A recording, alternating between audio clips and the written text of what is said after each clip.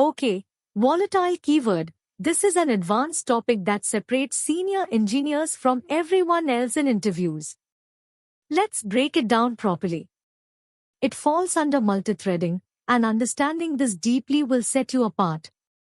Let's get into it. Without volatile, each thread may cache a variable's value in its CPU cache and never see updates from other threads.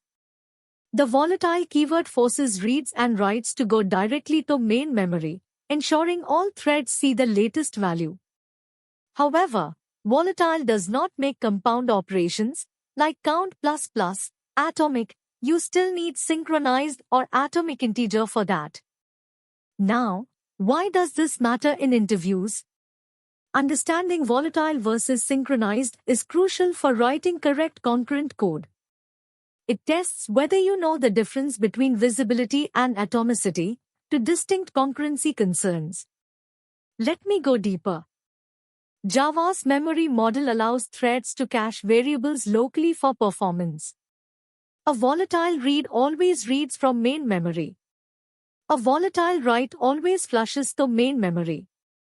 This creates a happens before relationship. Everything that happened before a volatile write is visible to threads that subsequently read that volatile variable. But volatile can't make count plus plus atomic because that's actually three operations: read, increment, write. Let's look at the code for volatile keyword. I'll walk you through each section. First, notice that without volatile, thread may never see the update. Then, thread reads cached, running, forever. Then, with volatile, guaranteed visibility. Then, volatile is not enough for. And finally, two threads can both read 0, increment to 1, write 1. Take a moment to study this code. The patterns here will come up in your interviews. Now, let's talk about the gotchas, the traps that catch people in interviews. First, a warning: volatile is not equal to atomic. Volatile ensures visibility but count plus plus is still a race condition. Use atomic integer for atomic compound operations. Here's a dangerous trap: without volatile, loops may never end. The JIT compiler can hoist a non-volatile field read outside a loop, making while, flag, loop forever even after flag changes.